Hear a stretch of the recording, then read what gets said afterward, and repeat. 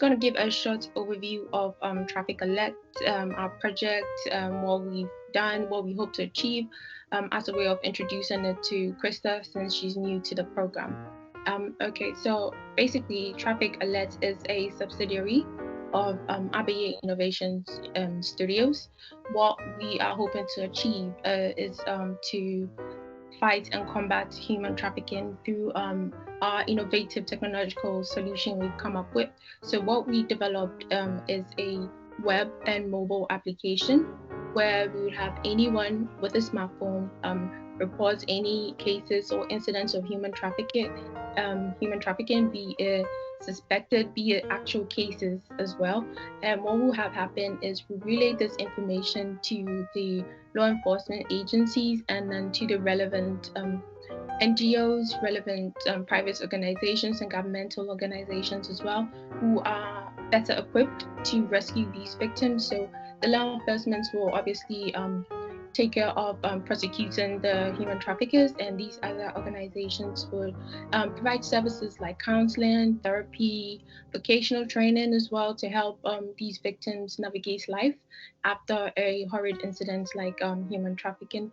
So that's what we're basically hoping to achieve. And I believe this is very, very crucial at the point where we have social distancing measures right now. We're in a global pandemic, as we all know. And I believe we've seen that most of the resources available for human trafficking have been diverted into averting the global health pandemic, which is also very essential. But then we have more victims out there who aren't, being able to be rescued and all of that. So I believe the app is very, very essential, especially in spirit. So every night out there, share the news, promote traffic alerts, and help save a life today. Now, I'd like to add that Traffic Alert is not just the application. What we are essentially hoping to achieve is to prevent human trafficking from happening in the first place. So we're trying to do this through education and prevention and awareness, educating the public, telling them about human trafficking, how to identify a victim, what to do in a case where you identify a victim, and all that. And it was actually through that we got into contact with Christa, because we were trying to sign up for a webinar, a conference they were organizing, but it was for child teens. So we contacted them and we set up our own training session. So please welcome Christa Mayfield. She's from Unbound Houston. Welcome, Christa. So for those of you who don't know, Unbound Houston is an American NGO with their main offices in Houston and Texas, America, I'm sure. And they have other offices in California and Arizona as well. And I was just discussing with Christa, they have an office that they're just setting up in South Africa. Yeah, so that's what they're doing. And they've actually been should I say, championing the fight in preventing in fighting human trafficking through organizing training sessions, education sessions, presentations for local communities, for medical workers, for social service workers as well. So, letting them know what human trafficking is about and how they could prevent it. So without taking too much time, welcome Christa, and she's going to present. Thank you. Thank you, Winifred. Hello, everybody. It's so good to see you all here. I love to travel, and so I am very honored to get to be with you guys today, and it would just make it sweeter if I could be in person, but Winifred and I were talking about how amazing it is that we have this opportunity to connect with people that we would not have connected with if it weren't for the pandemic. So I will be grateful for all of it, and I'm so thankful to be here with you guys today.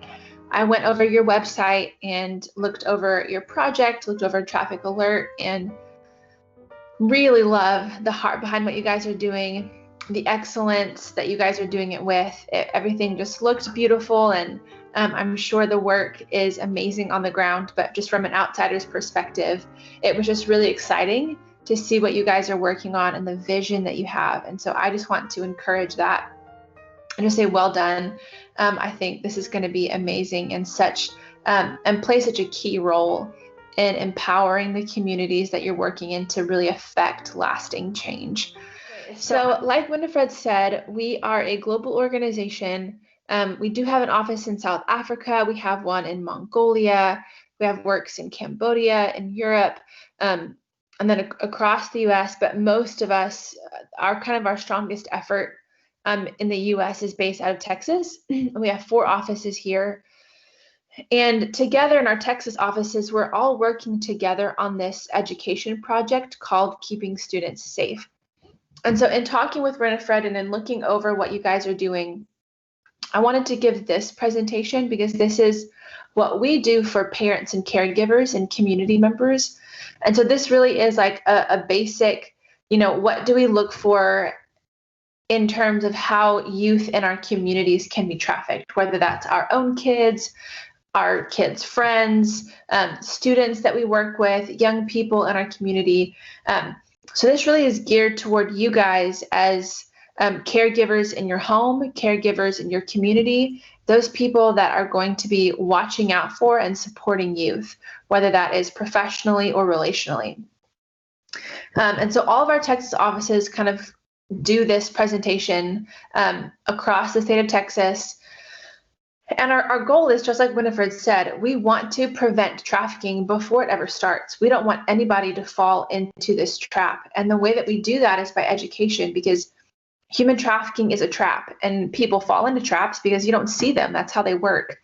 So if we can kind of go before people and light the way, our intention is that people will, when they do come across a situation that is potentially dangerous or exploitive, they can recognize that early and get help.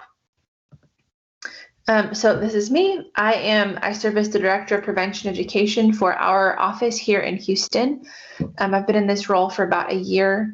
This slide is irrelevant because we're using a different platform, but that's where we typically have people send in a chat. So this is kind of who we are. I won't camp here too long because Winifred really did talk about our prevention and awareness and our professional trainings. So we train teachers, law enforcement, medical professionals, service providers on, if a victim of trafficking were to come through your clinic, your classroom, your courtroom, your school bus, your business, would you recognize them? Would you know what to look for? And then would you know what to do about that situation? So that's what our trainings are focused on. But we also do survivor advocacy. So we work with survivors of human trafficking that are referred to us through medical professionals, through schools, through law enforcement. And these are survivors that have been trafficked or minors that have been in very high risk for trafficking situations. And we connect them to services, we get them help, whether that's shelter, job training, provide emotional support. Really, our advocates are a stable relationship in their life that will carry them through all of the different stages they have to go through within their healing and recovery process. So that's kind of our last piece of what we do here in Houston. So human trafficking is a crime that happens everywhere. It happens in every country around the world, and it is illegal in every country around the world. Everybody has laws against trafficking. There are international laws. The Palermo Agreement is an international agreement against trafficking. And it's where the United States bases our law and our definition out of.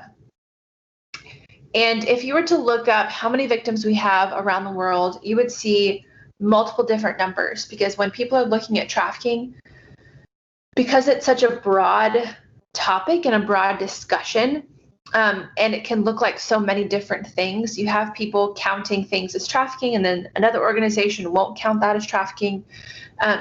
But the International Labor Office said that we have an average approximately 40.3 million victims around the world. And this is really more than any other time in human history that we've had this many people in this type of situation where they're being exploited and used for their labor. The International Labor Office also estimates that it's a $150 billion annual industry in profits. So they're estimating that human trafficking will profit $150 billion a year. To give you a little bit of reference for that, if you're familiar, some of these are big international companies, some of these are more American, but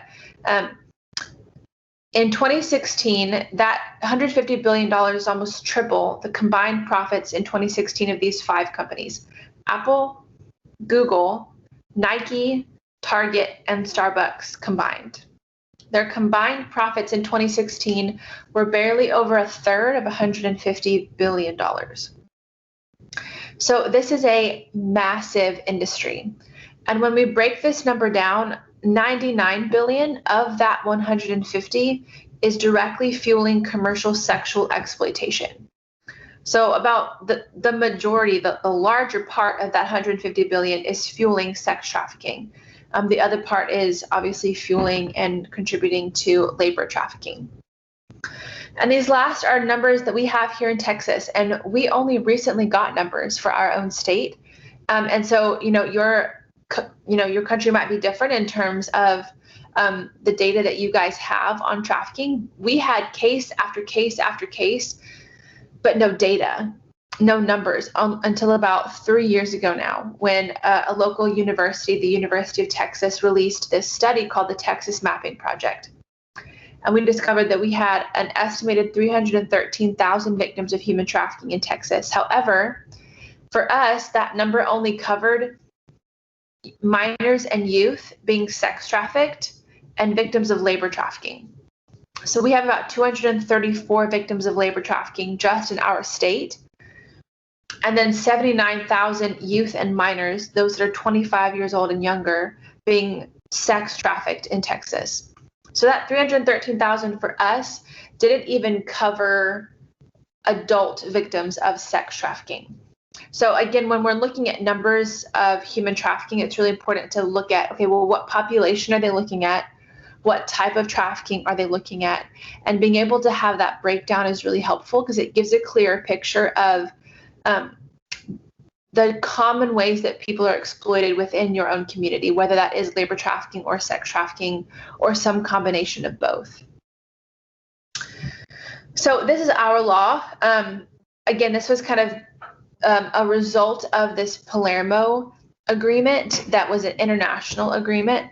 And coming out of this, we created the Trafficking Victims Protection Act, which for us says that the crime of severe forms of trafficking in person happens when either it's sex trafficking, when a person is induced to perform a sex act through force, fraud, or coercion, or when that person has not yet reached the age of 18. Or it's any of these actions: the recruitment, harboring, transportation, provision, obtaining, patronizing, soliciting, or advertising. I'll break all those down in a second. Of a person for labor or services through force, fraud, or coercion. Here's what the purpose is: for involuntary servitude, peonage, debt bondage, and slavery.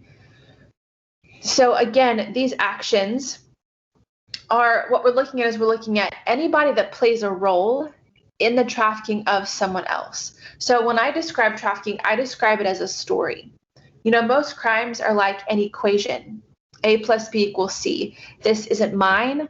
I take it. I stole it. That's pretty straightforward, pretty simple. But human trafficking is not that straightforward. It's a lot more complicated because it's like a story. You have different roles and different players, different people doing these different parts of this person's story.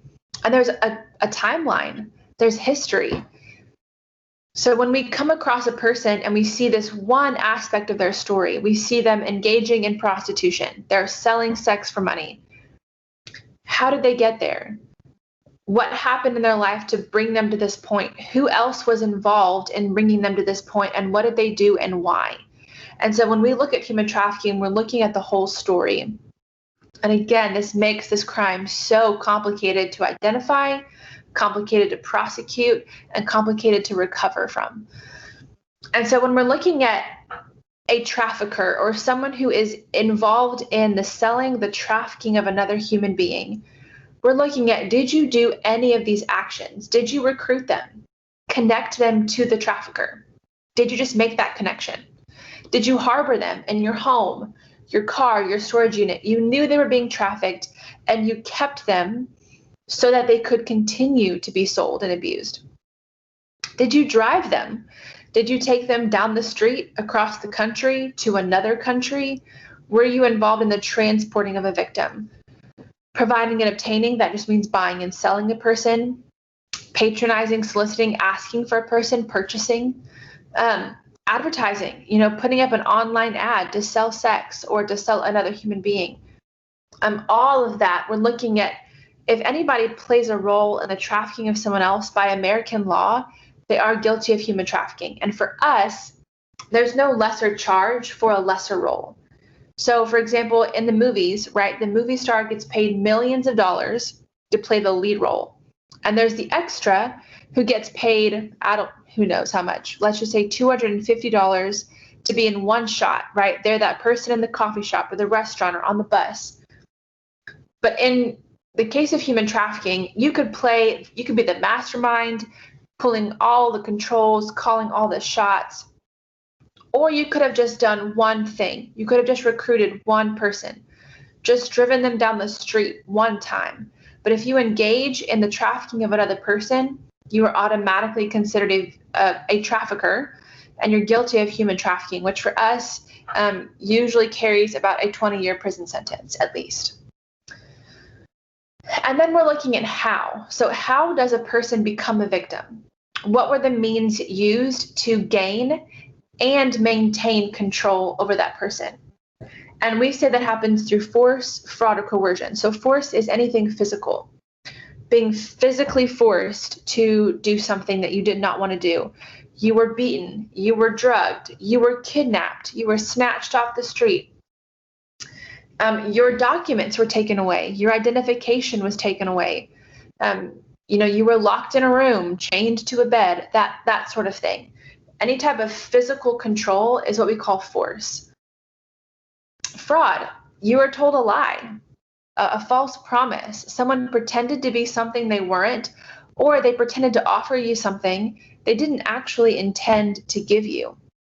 So this could be a false relationship, someone pretending to be a boyfriend, a girlfriend, a friend, a big brother, a big sister, a community. But the whole time they have an end goal in mind of exploiting you for their own gain. Or someone promises you a job, come work for us, leave your family, and we'll, bring you to America, or we'll bring you to Europe, or we'll bring you to wherever, and you're going to have a job in whatever, massage, a clothing shop. We're going to take you to school. You have this dream job or this dream that you think that you will never be able to accomplish. You want to go to medical school. You want to be a fashion designer. You want to be a reporter, an actress. I can help make that happen. Just come with me. And then, of course, they get there, and either they're told, actually, just kidding, this is your life now, so suck it up. Or they're told, no, that's still going to happen. You're still going to be a model. You're still going to be an actress. You're still going to get into college. But this is what you have to do to make money now. We paid money to get you here. We paid money to whatever. And so you have to pay us back. Or it's going to cost a lot of money for your dreams to come true. And this is what you're going to do only for a little while, and then it'll all be better. So there's a lie that induced a person, that brought them into that situation, and that keeps them there. And then coercion is really any type of mental or emotional, psychological manipulation, blackmail, threats. If we don't do this, we'll hurt your family. We know where your family lives. If you love me, you'll do this. Well, what else are you good for? No one's going to believe you. You're crazy. I never said that. You wanted this. So all of that mental, psychological manipulation is coercion. And here in the States, we really see that people are rarely brought into a trafficking situation through force. That's almost never for us how it begins. Force usually comes later as a means of sealing control and proving, no, you really have to listen to me. But for us, we see it most often start out in this fraud piece where someone pretends to be something, they have a relationship with this victim, and then they become coercive and manipulative. And then when the victim wants to leave, that's when force comes out. And so where are these victims ending up? Well, here in America, we really see them ending up in commercial sexual exploitation or forced labor. Now, I want to be kind of clear, globally, there are so many types of trafficking. Child soldiering is a form of trafficking. Organ harvesting and organ trafficking is a thing where people's organs are literally sold and like removed from their person and sold. Like baby trafficking is often a part of like adoption schemes. So babies being taken from mothers and sold in an illegal way to families. Sex trafficking and labor trafficking. So people used for sex for someone else's benefit, people's labor being used for someone else's benefit. So these are kind of ways that we see trafficking across the globe, human trafficking across the globe. But in America, and especially here in Texas where I'm from, we really see that labor trafficking and sex trafficking take precedence. So labor trafficking, any industry a person can work in, a person can be trafficked in. Here in Texas, we have people trafficked in restaurants, in construction, in agriculture, in our hospitality industries and our hotels, in nail shops, nail technicians. I mean, really, it can happen anywhere. And especially here in Texas, because we have such a close proximity to our border in Mexico, I think our large number of labor trafficking victims is correlated to our relationship and proximity to the border, simply because when a person is an immigrant, whether legal or illegal, they are more vulnerable. They have less resources, they have less familiarity with the area, with the language, with their rights. And so someone can take advantage of them, promise them something, and then corner them into a situation that becomes exploitive or that becomes trafficking. And then because of their immigration status, whether that is legal or illegal, they might be afraid to ask for help. And so we know that for us, because we do have such a large migrant workforce, people coming in and out to work here, to live here, to raise their kids, to make money to send back home to their families, those types of situations make people so much more vulnerable to being trafficked. And so they get their work situation and their employer doesn't pay them what's promised. And then the only reason this person stays in this abusive and exploitive situation is because of force, fraud, and coercion. So the employer is beating them, threatening them with violence, threatening their families, threatening deportation, is holding their documents, holding their passport, their identification. And oftentimes we see these people living in crowded conditions. They're not getting medical care. They're not being taken care of. And this is definitely harder for us to identify because these people are, working among us, but we just don't necessarily see that what's happening to them. It's like their exploitation is behind the curtain. And so we see them working, but we don't know that they're being exploited within that work. Sex trafficking is the same situation, except the labor that someone is being forced to provide is a commercial sex act. And we say that a commercial sex act is the exchange of a sex act of any kind for something of value of any kind. So obviously that's usually sex for money, but it doesn't have to be. It could be, a self-made pornographic image in exchange for a place to stay. It could be, stripping in exchange for food. It could be oral sex for a couch to sleep on. So for drugs. So it could be money. That thing of value is the key piece, that sex is being exchanged for something of value. Drugs, gang status, gang initiation, a place to stay, a resource, a business deal. And when we're looking at, the difference between prostitution, who is willingly selling sex, and who is a victim of trafficking, we're looking for force, fraud, and coercion. How did you get here? Did someone lie to you, pretend to be something they weren't, offer you something they didn't give you? Were you blackmailed? Were you manipulated? Were you mentally and emotionally and psychologically broken down to this point? Were you beaten? Were you threatened? Was there violence involved? If any of that was in play in your story, well, then we look at you and we say, okay, well, you're a victim of trafficking. You didn't fully choose this life. This is not what you wanted. But what we know from our work with survivors is that most often, right, that's a really hard thing for a victim to say, is to feel betrayed and manipulated and controlled and afraid for their life. And then to be like, oh yeah, I didn't really want to be here, but he pretended to be my boyfriend and said he loved me and then totally betrayed me and called me crazy and said I was stupid and threatened to hurt my family. And so now I'm asking for help. Like, that doesn't usually happen, right? Because if the trafficker did their job, this person is so afraid and so brainwashed that they're not realizing their situation and they're not going to ask for help. So for us in the States, we have this law that says anybody that is engaging in commercial sex, exchanging sex for something of value, if they are a minor, if they're under the age of 18, we automatically consider them a victim of human trafficking. No questions asked.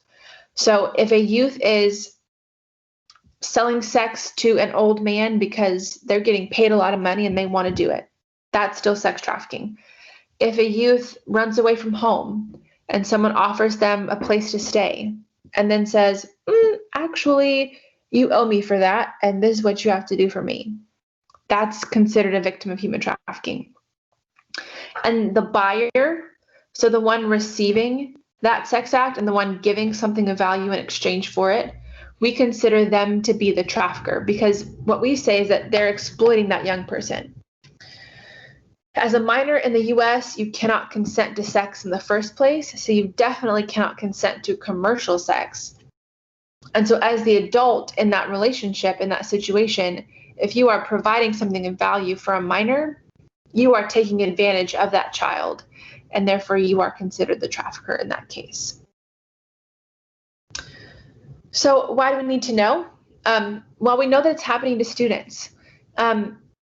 Here in our area, 15 is said to be the average age that a victim of child sex trafficking is reported missing. This can look very different globally depending on the landscape of commercial sex and what the sex industry looks like, especially if for locations that are big on sex tourism. So Texas, though we have a lot of demand, I wouldn't say that we are necessarily a sex tourist location, as locations like Thailand and the Dominican Republic tend to be known for. So in those cases, you might see younger victims. But here in the States, we really do see, obviously it happens to young children, but we really see this happening to teens and those transitional youth. So those that are becoming an adult, moving out, going to college, aging out of our foster care system, our child welfare system. Those are the ones that tend to be the most vulnerable to being trafficked. And again, because sex trafficking can involve not just sex, but any type of sex act, kids can be sold in child pornography through live videos. They can be sold by their families in exchange for money, in exchange for drugs. We've heard of young people, a father here in our area who basically threw his daughters into a business deal. He was a very wealthy businessman. He met with a client to arrange this large business deal and basically said, hey, if you do business with me, I'll throw in my daughters in a deal. So again, that business deal counts as something of value that these kids were exchanged for. They can be sold out of strip clubs, either stripping or sold for sex in the back. Sold on the streets, I don't know about where you guys are. We don't see this as often simply because when you have a minor walking the streets and it's obvious that they're there to be sold for sex, that draws a lot of attention. And with the internet, that's not really necessary because we can sell kids so much easier and so much more hidden on the internet than we can on the streets. So most of our youth are sold online, and this can be through websites that are very sexually explicit, they are sex selling and buying websites, or it can be sold. They can be sold on Instagram. And we've seen kids go missing and have found the Instagram accounts that are. I can't say explicitly selling sex because obviously they don't say that, word for word. But if you know how to read emojis and if you know how to read the hidden lingo, the kind of code that is used in online sales, it's very obvious what they're doing. So again, because the internet is such a wide and easy access for youth to be sold in, that's typically how we see it happen. But of course, it can happen in gangs, through cartels, organized crime, things like that. So again, you have this kind of gamut of what's gaining media attention right now, which is like these, big sex trafficking rings that kind of people are talking about. And yes, they exist, but also a student can traffic another student. A student can set up a meeting for another kid with a buyer and keep a cut of the money. And then you have peers, friends, students trafficking each other. So again, it could look like this big, insidious, organized crime situation. It can look like a mom exchanging their kid to the local drug dealer in exchange for drugs. It can look like a family in a very poor area, selling their kid to the big city to work, knowing full well what that child is walking into. There's just so many different aspects that it can look like. It happens in Texas. I won't really talk about too much about that, but we will talk about who's involved. So on one hand, you have the victims, the ones that are being sold. And on the other hand, you have everyone that's exploiting them. And we say that exploitation is someone with more power or resources taking advantage of someone with less power and less resources. Someone with more power and resources taking advantage of someone with less power and less resources. And so all of these people on the right in the blue are exploiting the victims because they have more power and resources and they're using that for their own gain rather than to help the victim. So the trafficker is the one doing the buying and the selling. It's their job to make the arrangements. They call the shots. They control the victims. They arrange the deals. They decide the price. They're the ones making the money. The recruiters are the ones connecting the victim to the trafficker. And obviously the buyer's the ones purchasing. So in American culture, we've been very familiar with pimping. I grew up in the late 90s, early 2000s, where media and pop culture very clearly told me what a pimp was. And obviously based on your background, based on your experience or your exposure, we all have different ideas of what a pimp could be and what they could look like. Now, these are all American cases. So obviously it's going to be a little bit different, but if you were to kind of look at this group of pictures, if you had this idea of what a trafficker, what a pimp looked like, and you were looking at this slide, and I can't really see or hear you, but who stands out to you as the likely pimp on this slide based on an idea that you have in your own head? And of course, we're all coming from different backgrounds. So we're all going to have different opinions, but is there someone as you're looking through these 6 pictures that you're like, oh, you definitely look like the idea that I have in my head? So kind of figure out who that is for you. And it's all of them.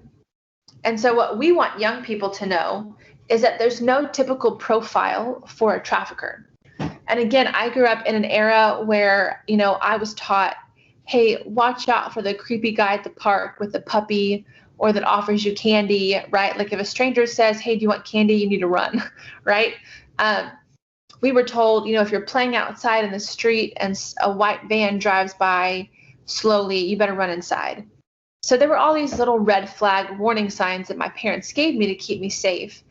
And it was always, about what a certain situation appeared like, what the look was. But what we know is that anybody can be a trafficker. And so take this into your own communities, take this into your own circles, and realize it could be a teacher. It could be a pastor. It could be a government official. It could be a mom. It could be a daycare worker. It could be a school kid. So it really can be anybody. And what we want young people to know is that you're not looking for a specific type of person. You're looking for a specific set of behaviors. And if we can teach kids what an unhealthy relationship is and what it looks like, we can empower them to make better decisions and to stay connected to safe relationships. And so this is kind of where we really help kids understand, like, hey, because even after we talk to kids, they're always like, I'm going to watch out for the creepy old guy on Instagram. I'm like, no, watch out for the cute guy on Instagram. Like, watch out for that girl that makes you feel like you're her best friend after knowing her for 5 minutes.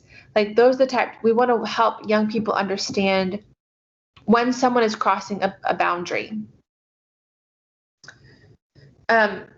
This is just kind of talking about basically what traffickers do, right? They exploit people to make money. They find their victims' vulnerabilities and they use them against them. They lie, they manipulate, they force, they blackmail their victims, and so they are guilty of human trafficking. And again, in our American culture, especially in my generation, and it's becoming less so-ish, but 15, 20 years ago, there was this very popular pimp culture that was really glorified. And we used words like pimp my ride, which means to like make your car super fancy. So we had this idea of like pimping being something that was really glorious or glamorous. And so what we want to do is kind of pop that bubble a little bit and help people understand that that whole culture, that whole circumstance is trafficking by definition. Recruiters are those, again, like I said, that look for vulnerable people to exploit. They're looking in libraries, right? They're in schools, malls and parks, anywhere where young people are, anywhere where vulnerable people are. So think about your community and where the vulnerable people are. For us, that's our youth, that's our homeless population, that's our migrant workers and immigrants, our LGBTQ plus community. So wherever these people are, they're looking for vulnerable people to exploit, whether that's the halls of a high school, outside of a shelter, a homeless shelter, or a youth shelter, detention centers. They're at parties, bus stops, and of course, they're on the internet. And that is the most important thing for us to understand, is that when we think about our vulnerable populations and where they are, we're like, okay, I know that, for us, just for an example, we tend to have a lot of day laborers, so migrant workers that are hiring themselves out for the day. They'll come to like our like home improvement stores where you buy lumber and all kinds of things for building and construction projects, and they'll hang out there for contractors coming to purchase supplies, and then they'll ask them if they can come help work for the day. That's a really vulnerable place, right? Because one of those contractors can be a trafficker and rope a person into a very exploitive situation who was just looking for a job. And so we think about, okay, well, obviously that person was very vulnerable. They needed a job. They don't speak the language. They might not have the proper documentation. But when it comes to social media and vulnerabilities, well, now that line is really blurred because anybody can be vulnerable, right? We all have bad days. So while I might not have been vulnerable yesterday, I might be today. And maybe today I post on social media that my mom and I are fighting, or I just got dumped by my boyfriend, or I failed a test, or super depressed today, whatever. So I'm talking about my vulnerabilities online, and recruiters are looking for that. And then, of course, buyers. And the truth is that if no one were buying, no one would be sold. But there are people that are purchasing sex, purchasing and labor. I mean, we are all guilty in some way, shape, or form of benefiting from exploited labor. I do my very best. I try to shop secondhand. I try to shop fair trade. But the reality is that I know that just looking around my home, my closet, my pantry, I probably have items, my cell phone, I probably have items that have been touched by someone who is exploited for their labor. and I hate that. And when it comes to sex trafficking, there are people that are purchasing sex. And if no one were purchasing, no one would be sold, but people are purchasing. This image you're seeing now, in our area, our Houston police has been using this tactic for a while of publicly publishing the images of sex buyers in our community. And so if you are arrested for purchasing sex, the question always tends to be not how much is the fine, not am I going to get jail time. The question is always, are you going to tell my wife, and are you going to tell my boss? And so based on those responses, our law enforcement has decided to say, actually, yes, we will. And we will publish your picture in the paper, and everyone will know that you tried to purchase sex. Some people have varying opinions on that statement, and you guys can kind of take that for what it is within your own communities and contexts. But for us, we've realized in terms of behavior modification, sex buyers tend to not be motivated by anything else other than feeling ashamed of what they've done. And so it doesn't matter how much it costs them. They just don't want anyone to know that they tried to purchase sex or they did purchase sex. So this is a picture of sex buyers in our Houston area. And as you can see, they come from all types of backgrounds. I mean, you've got people who I have no idea who these people are. So just by looking at their faces, people who might be working white collar jobs, blue collar jobs, right? Like office jobs versus like construction jobs. Most of these guys look old, but some of them look fairly young. So they could have families, they could have grandkids, they could own businesses, they could be leaders in their community, they could be addicted to drugs or alcohol. Buyers can be anybody, but buyers equal demand, and demand equals supply. And if we're going to see the end of human trafficking, we have to address demand. We have to address demand. We have to talk about fueling this industry and what is causing people to purchase sex in the first place. Like, why is that something that we as humans do? And can we change that? Well, what we know is that there are things that do contribute to demand. I don't believe that people just wake up one day and decide to purchase a person for sex. I think there's a process here. And what we have seen is that pornography plays a major role in creating demand for commercial sex for a number of reasons. The biggest one being, we now know that pornography acts like a drug in the brain.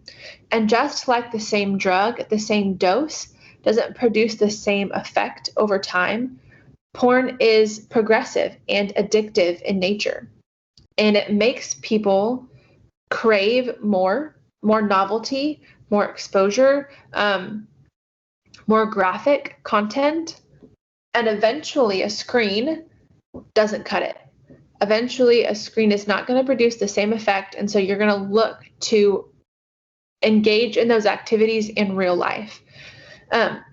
It resets our sexual desires and our pleasure set points in our brains.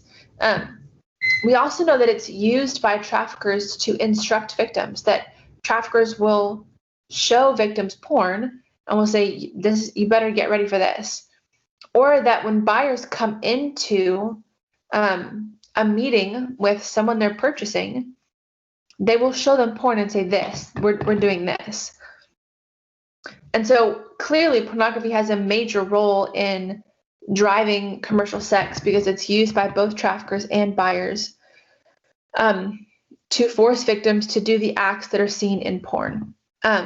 We also know that pornography can be made of sex trafficking victims. So victims have come out of life and said, while I was being abused and sold and exploited, videos and images were made, and now those are on the internet being sold and making money, and I can't get those back. And I may be out of the life of trafficking, I may be out of that now, but I go to the grocery store and I'm constantly wondering, has anybody here seen my video? Does anybody recognize me? Have you seen what happened to me? Do you know are you going to recognize me from one of those videos out there on the internet? And so it can be really traumatizing for victims to feel like that situation, that experience is still happening. Like it's not in the past for them, it's still happening. And that can be really difficult for them. And we know that young people are exposed to porn more than ever before. Because 20 years ago, right, porn was in magazines and in CD video stores that you had to like specifically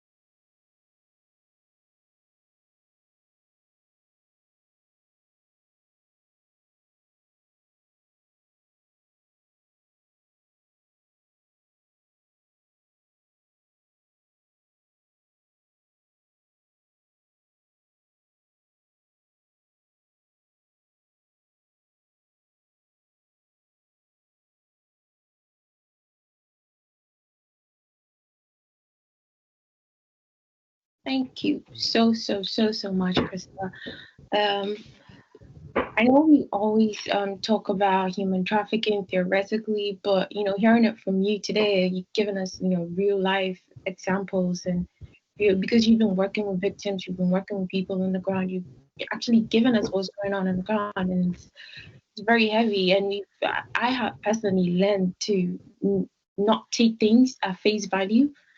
Things are never black and white.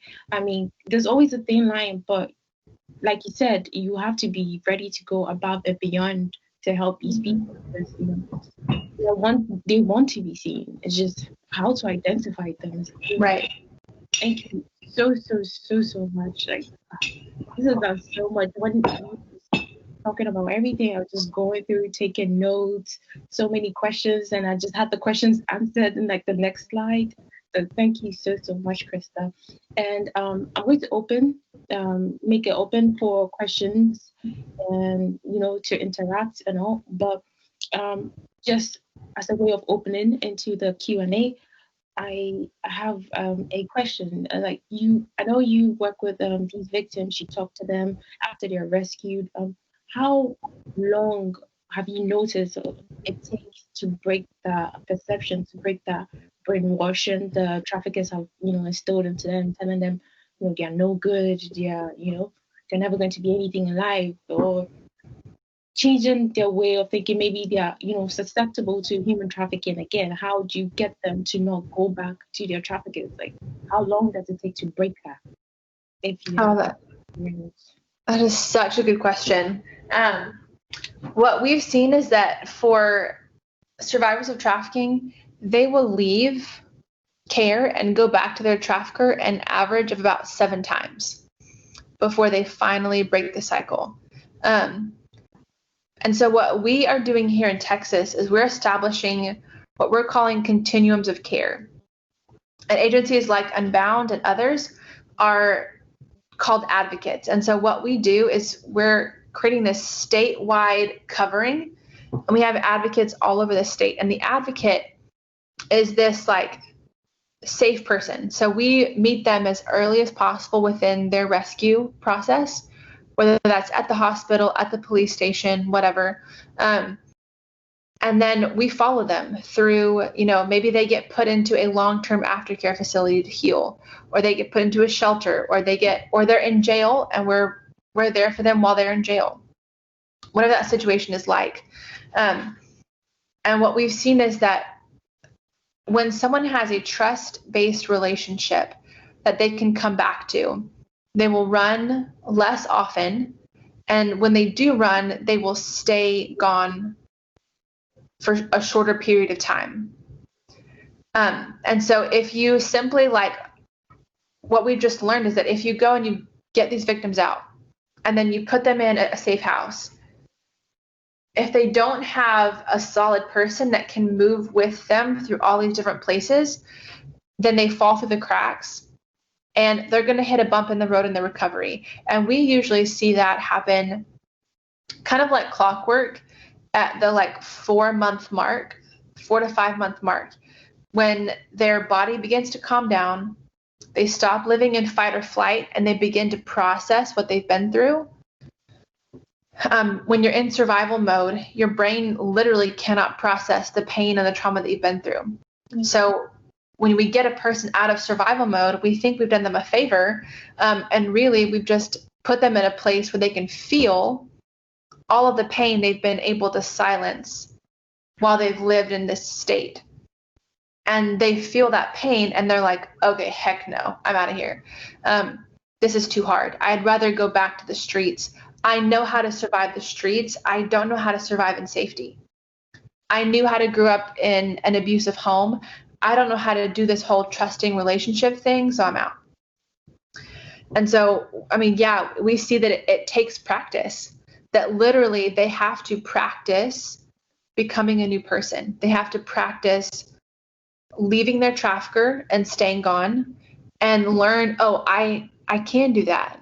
Oh, he said that to me, I didn't respond that way.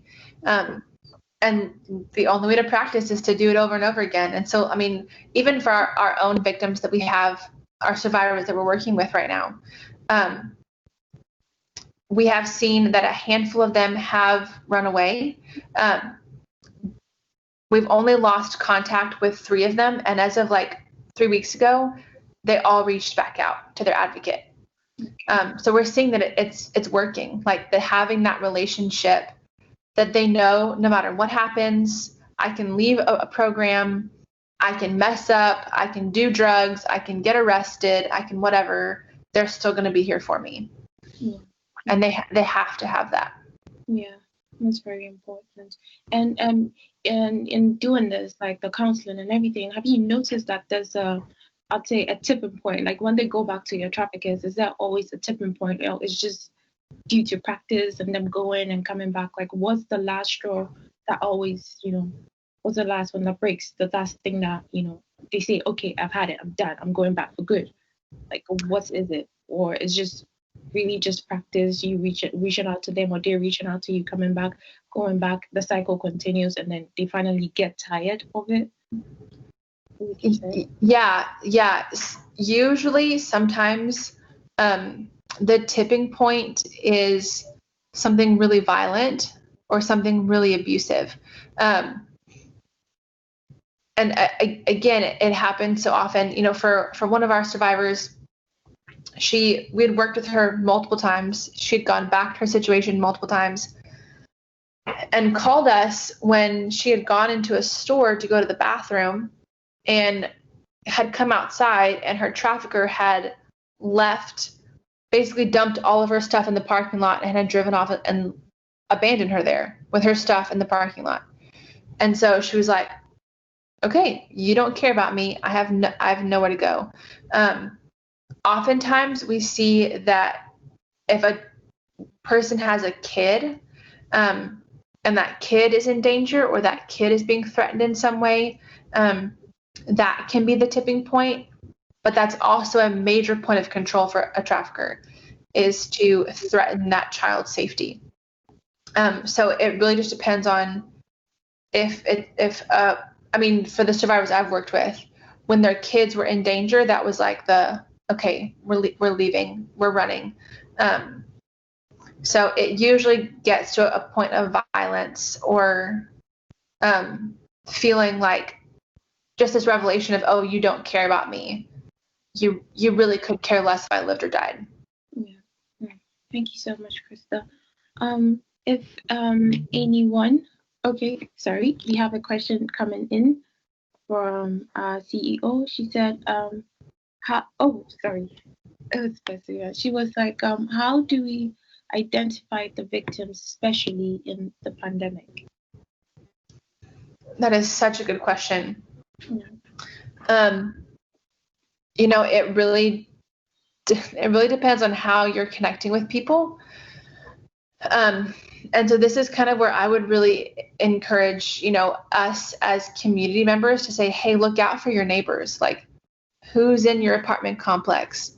Who is, who's in the house next to you? Because as service providers, we're not engaging with strangers right now, for the most part. We just started school back up in Texas, but schools are meeting virtually at least for the first 6 weeks. So, we educate teachers on how to identify victims of trafficking, but they're not with their students. And so kind of like, I think one thing that we could do is really strategically target essential businesses, with flyers, information. So like gas stations, restaurants, grocery stores, anybody providing an essential service, maybe putting up posters in those places, giving them flyers and brochures with the signs to look for, like who is doing the interacting, who is doing the connecting, and equipping and empowering them. Thank you, Christa. And one last question before I invite the team members.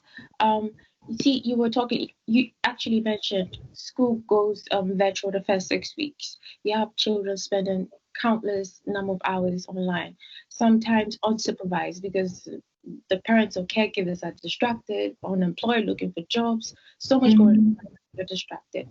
And they are so prone, or so much more prone, to online trafficking and all that.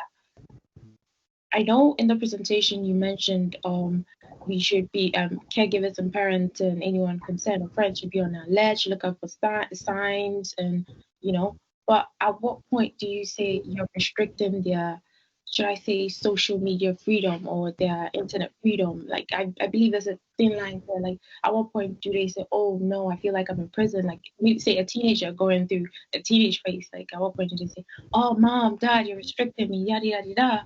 Like, or they actually see that these parents and caregivers are protecting them. Like how do you navigate that situation? What do you tell these parents and caregivers? How do you help them go about it? Such a good question. So we have a few things. The big thing that we always encourage parents to do is have open-ended, multi-layered conversations with your kids.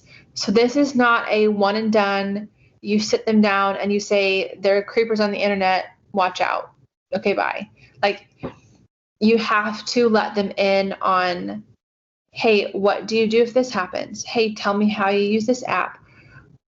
Asking kids, what is your social media safety plan? Because most of the time, kids have a plan. Like, kids are being targeted by creeps online, and they're like, you're a creep, I'm not talking to you.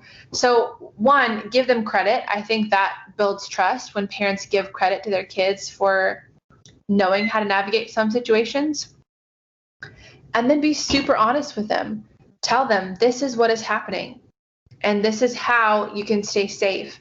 And together coming up with a social media safety plan. But I strongly encourage, like, I don't think kids should be alone with their phones or devices in their bedrooms. That's just kind of asking for some disaster. Are they going to like that? No. But if we come up with a plan as a family together, everybody has buy-in. And so maybe that means mom and dad don't get to go in the bedroom at night. Maybe that's a whole family rule. And so sometimes, it means parents giving up their own rights and freedoms to encourage their young people to do the same. Hey, we're in this together. We're all doing this. At the very end of the day, if you've had these conversations, you've done this as a family, you've tried to be inclusive and empowering, and your kid is like, I hate you, you hate me, I just want to be on social media with my friends. At the very end of the day, if you're the one paying the cell phone bill, you call the shots. So this kid wouldn't have a cell phone if it weren't for you. It's not their cell phone, it's yours, and you're letting them borrow it. And helping them realize, like, hey, I love you, I care about you, but this is mine, and I'm letting you have it. And so this is how we're going to do this. So obviously it builds trust, to have that communal aspect of trying to engage in that together. But at the end of the day, you're the parent, and it is your responsibility to keep them safe. And so I'm always about empowering kids, making them feel equipped and strong enough to face whatever happens to them, and not using fear tactics or control tactics. But at the end of the day, they're not going to understand. And as an adult, I can tell you that I'm really thankful for the times my parents made rules that I did not agree with, because I know that I'm safer for it now. And so just being willing to put down that foot and say, nope, this is what we're doing. Yeah, sometimes you just have to call the shots. Okay. Yeah. Thank you. So if anyone has a question for Christa, just come in. Okay. One last question. Anyone? Okay, Etanam has a question. Etanam, can you please unmute? Okay. Hi everyone. Hi Miss Christa. Thank you so much for a wonderful presentation. One thing that you said that stood out for me was that you said there's no typical profile for a trafficker, and that anybody can be a trafficker. We should rather look out for specific behaviors and not a specific type of person. So my question is, where do we place human trafficking? Where do we place drug trafficking in human trafficking? Because we know in most cases humans are involved, and is mostly they are also forced. So what's the connection between human trafficking and drug trafficking? Great question. So what we've seen is that globally, drug trafficking still remains the largest criminal industry. Human trafficking is the second largest criminal industry and the fastest growing. So what we know is that while drug trafficking is still the largest, human trafficking is the second largest, and it's growing faster than any other criminal industry in the world. Now, the reason for that is because I can sell a drug one time and it's gone. And I have to do that whole process all over again. If I get pulled over by the cops and I have drugs in my car, I'm going to jail. But if I get pulled over and I have a 15-year-old girl in my front seat, she's my sister, we're going to the movies, have a nice day, right? So human trafficking is easier to hide because humans are not automatically illegal like drugs are. Humans can also be sold over and over again, whereas a drug can only be sold one time. And so we've seen that drug traffickers are adding human trafficking to their work, or they're replacing drug trafficking with human trafficking. And they realize, oh, I can sell a person for a lot more money and a lot more times than I can sell a drug. And so I'm going to make more money selling people than I am drugs. And so what they'll do is they'll add it to their business. So if a drug trafficker is known in a community for drugs, then they'll usually recruit other people. I heard a story today of a trafficker who was a drug dealer, realized that he could control victims through drugs. So he would purposefully throw these parties. He found victims that were already addicted to substances, specifically like women who had come off of pain meds from the hospital, that were looking for like help because they were addicted to drugs and their prescriptions were not being refilled. So found this drug dealer. He said, hey, I'll give you these drugs for free. Don't worry about it. All you have to do is sleep with me. So that's what they did. They slept with him. He gave them drugs. Well, then 3 weeks later, when they were more addicted than they ever had been before in their life, he presented them with a whole tally sheet. This is how much money you owe me. This is how much of each drug I gave you, like a broken down, itemized list. You owe me for da-da-da-da-da-da. And this is how you're going to pay it back. And these girls were like completely addicted, strung out on drugs. And he would withhold their next fix until they would engage with a client. So he was using what we call dope sickness to coerce them. So it wasn't even the high that he was using, like the drug high. It was the fact that when they came off the drug, they felt like death. And he would make them serve a client before he'd give them their next hit. And so drugs are used to control victims. Victims can be sold for sex and be forced to front and push drugs on the side. So we really see it as a very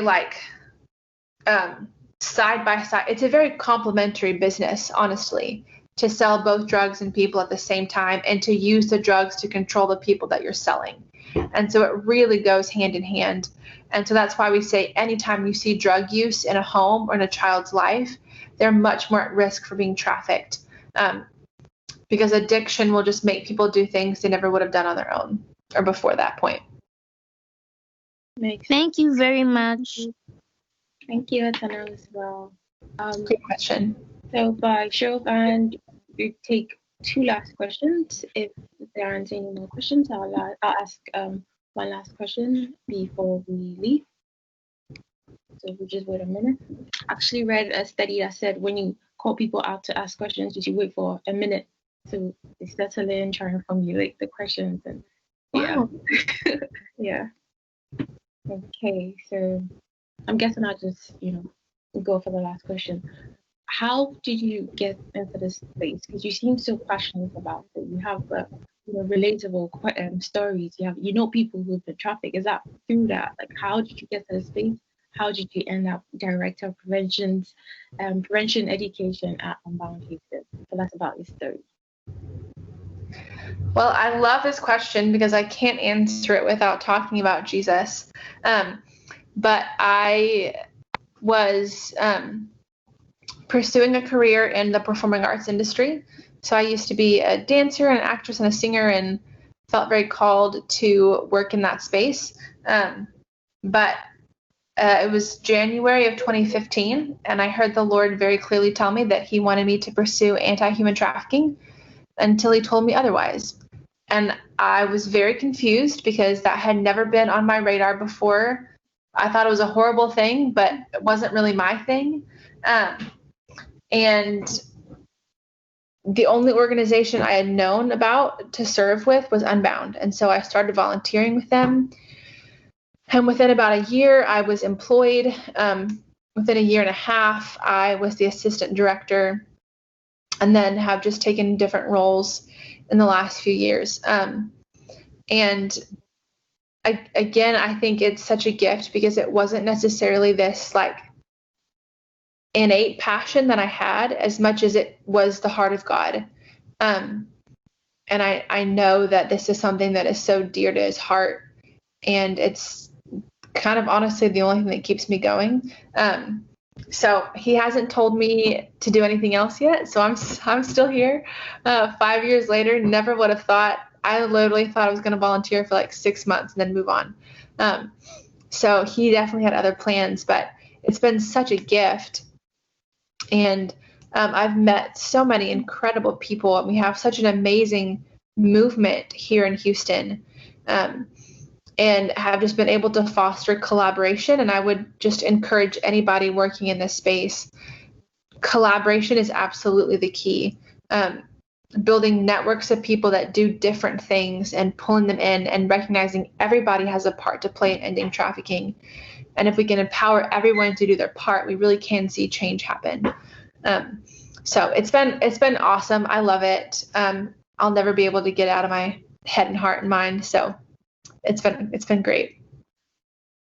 Thank you so much, and thank the Lord.